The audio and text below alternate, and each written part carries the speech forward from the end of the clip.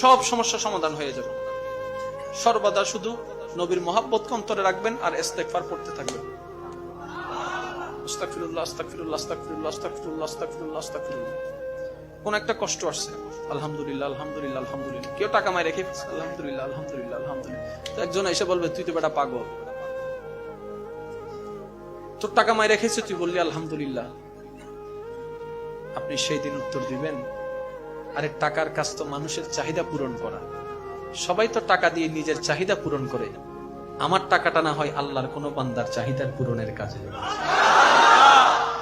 আপনি জানেন ভাইরা, আপনি যত বড়ই কোটিপতি হন না কেন,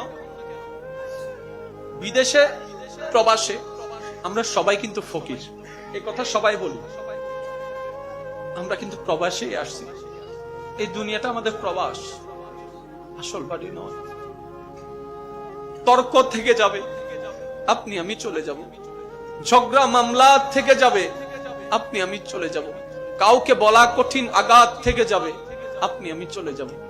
ওই মানুষটা যখনই আপনার আমার কথা স্মরণ করবে, মন থেকে আসবে, ওই আটা আমাদের জান্নাতে যাওয়ার জন্য দেওয়াল হয়ে যাবে। তাই শ্রদ্ধার সাথে বলি, হাত রেখে পায়ের মধ্যে আপনাদেরকে বলি, ভাই যাই কিছু করেন মনে আঘাত দিয়েন না, কারো মন ভেঙে চুরমাচুর করে দিয়েন না।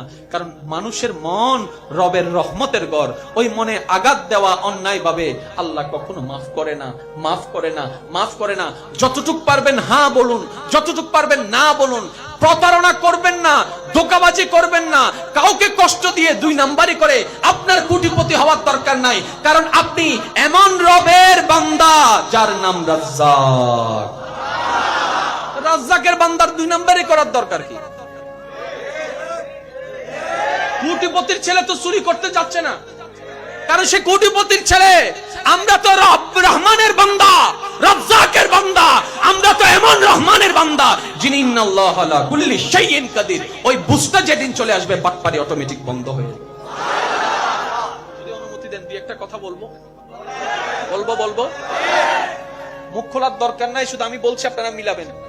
এই পর্যন্ত যদি আপনার ব্যবসায় আপনার বিবেক বলছে আপনি কাউকে ঠকিয়েছেন, কাউকে দুই নাম্বার জিনিস দিয়েছেন, শুধু দুইটা পয়সা লাভের আশায়, আমি বলবো ভাই যদি চিনে থাকেন, কৌশলে তার হাতে সেই প্রাপ্যটা পৌঁছায় দেন, সে যেন বুঝতে না পারে।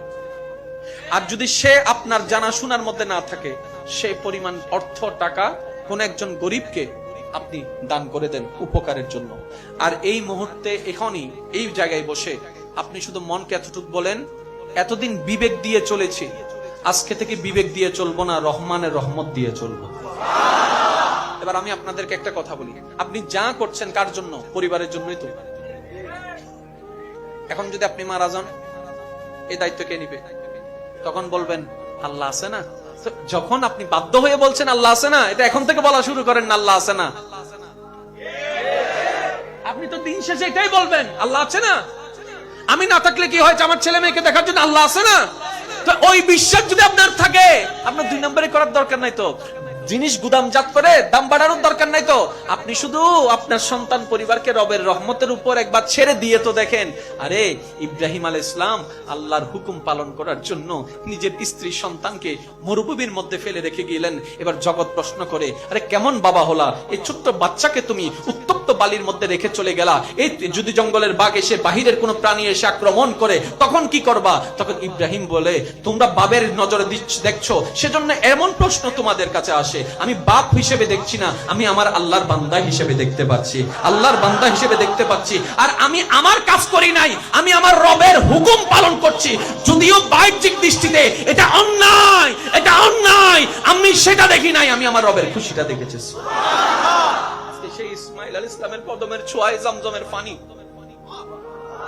এখনো পর্যন্ত অনেক জায়গায় পানি 200 ফুট গেলে 300 ফুট, 300 ফুট থেকে 350 ফুট যেতে হয়, জমজমের আর হয় না, পানির কমতি হয় না, চলতে আছে চলতে আছে চলতে আছে। এটাই তো রহমত ইলাহি। আল্লাহ রাসূল একজন সাহাবা মদিনার বাজারে ব্যবসা করতেন। সকাল থেকে ব্যবসা করতে করতে করতে করতে করতে করতে সন্ধ্যার সময়ের আগ মুহূর্তে ওনার কাছে একজন মানুষ আসলেন যে ভিন্ন ধর্মের। আসার পরে একটা কাপড় চয়েস করলেন কাপড়ের দোকান থেকে। ওই কাপড়টা যখন কিনতে চাইলেন, দরাদাম করলেন। দরাদাম করার পরে আল্লাহর নবী আমাদের নবীর সাহাবা ওই ক্রেতাকে বলছেন, ভাইয়া যদি কিছু মনে না করেন, এই কাপড়টা আমার দোকান থেকে না নিয়ে সামনের দোকান থেকে নেন। আরেকটু জোরে, আপনি যে কাপড়টা পছন্দ করেছেন সেটা আমার দোকান থেকে না নিয়ে ওই সামনের দোকান থেকে নেন। এমন কি কেউ করে? আল্লাহ রাসূলের সাহাবা দেখেন চরিত্র কাকে বলে, মানুষ কাকে বলে। এবার সেই ভিন্ন ধর্মের মানুষ ওনার এই কথাটা শুনে ওই দোকান থেকে ওই কাপড়টা পছন্দ করে কিনলেন। কিনার পরে আস্তে আস্তে ভাবলেন, কিরে, কোন বিক্রেতা তো কাস্টমার ছাড়ে না, অন্যের কাস্টমার পর্যন্ত টেনে নিয়ে আসে নিজের 2 পয়সা লাভের জন্য, উনি নিজে থেকে আমাকে অন্যের কাছে পাঠালেন কেন? ব্যাপারটা কি নিশ্চয়ই কোনো কারণ আছে। আবার আসলেন আল্লাহ রাসূলের সেই সাহাবার কাছে, এসে বললেন, যদি কিছু মনে না করেন একটা জিনিস জানতে চাই, আপনার দোকানে থাকা সত্ত্বেও আপনি আমাকে অন্যের কাছে পাঠালেন কেন? তখন আপনার আমার নবীর শিক্ষায় শিক্ষিত মানুষ যাদেরকে বলে সত্যিকার মানুষ, সত্যিকার মুসলমান, ওই সাহাবা বললেন, আজকের সারা দিনে আমার যা ইনকাম হয়েছে আমার পরিবারের খাওয়ার জন্য এতটুকুই যথেষ্ট ছিল, যতটুক দরকার অতটুক আমার হয়েছে, সুতরাং আমার আগামীর চিন্তা করার দরকার নাই, আগামী দিনের ব্যবস্থা আমার রবই করে দিবেন। কিন্তু আমি দেখেছি আমার সন্তান আছে, ওই সামনে দোকানদারের তো সন্তান আছে, আজকে যদি তার কোনো বিক্রি না হয় সন্তানের মুখে আহার কেমনে তুলে দিবে, তাই আমি ওই চিন্তা করে আমার সেই প্রাপ্যটা আমি ওনার কাছে দিয়ে দিলাম, অন্তত যেন এই আপনার থেকে কাপড়টা টাকাটা নিয়ে সে যেন পরিবারের মুখে 2টা খাবার তুলে ফেলতে পারে। এবার এই চরিত্র দেখে ওই ক্রেতা, বিধর্মী ক্রেতাটা এত মুগ্ধ হলেন, ওনাকে প্রশ্ন করতে লাগলেন, আপনি এত সুন্দর কনসেপ্ট, এত সুন্দর চরিত্র কোন জায়গা থেকে শিখলেন? এমন মানুষ তো আজকাল দেখা যায় না। তখন উনি বললেন, আল্লাহর প্রেরিত নবী রাহমাতুল লিল আলামিনের ক্লাসে বসতে বসতে শিখেছি। সুবহানাল্লাহ। ওই সাহাবার ওই চরিত্র দেখে ওই বিধর্মী সাথে সাথে ইসলাম ধর্ম গ্রহণ করে ফেলেছেন। সুবহানাল্লাহ। এটার নাম ইসলাম। সত্যি কথা একটা কথা বলি, অনেকে আছে না মোবাইল একটু ডিস্টার্ব হইলে বিক্রি করে দেয়। বিক্রি করেছেন এমন অনেক এখানে আছে, বলার দরকার নাই, শুধু বলছি আপনারা নিজের মনকে প্রশ্ন করেন, রাইট করেছেন নাকি রং করেছেন আপনারাই বলবেন, আমি বলবো। মনে মনে কি চিন্তা করছেন? কোন রকম যদি লইল কোন রকম, আর যখন সে চেক করতে আসে তখন মনে মনে দোয়া করে, আল্লাহ যেন ডিস্টার্ব না দেয়, আল্লাহ যেন ডিস্টার্ব না দেয়, আল্লাহ যেন ডিস্টার্ব না দেয়, মনে মনে চিন্তা। এবার সে মোবাইলটা কিনে ফেললো, টাকাটা দিয়ে দিল, সাথে সাথে বলে যে, ভাইয়া বিক্রিত মাল কিন্তু ফেরত। আচ্ছা ঠিক আছে। এবার সে ঘরে গিয়ে যখন মোবাইল চলে দেখে যে ব্যাটারি চার্জ টিকে না, 3 মিনিট চললে 5 মিনিট বন্ধ থাকে। আপনি এদিকে মনে মনে ভাবছেন, হ্যাঁ কাম তো শেষ, বোকা তো বানাই দিয়েছিলাম। আপনি জানেন আপনি কি মারাত্মক কাজ করেছেন, কত বড় মারাত্মক কাজ করেছেন আপনি জানেন? এবার জিনিসটাকে একটু গভীরভাবে অনুধাবন করেন। এমন অনেকে আছে 1টা 2টা 5টা 10টা টাকা জমাইতে জমাইতে জমাইতে একটা অ্যান্ড্রয়েড টাচ মোবাইল কেনার স্বপ্ন দেখে।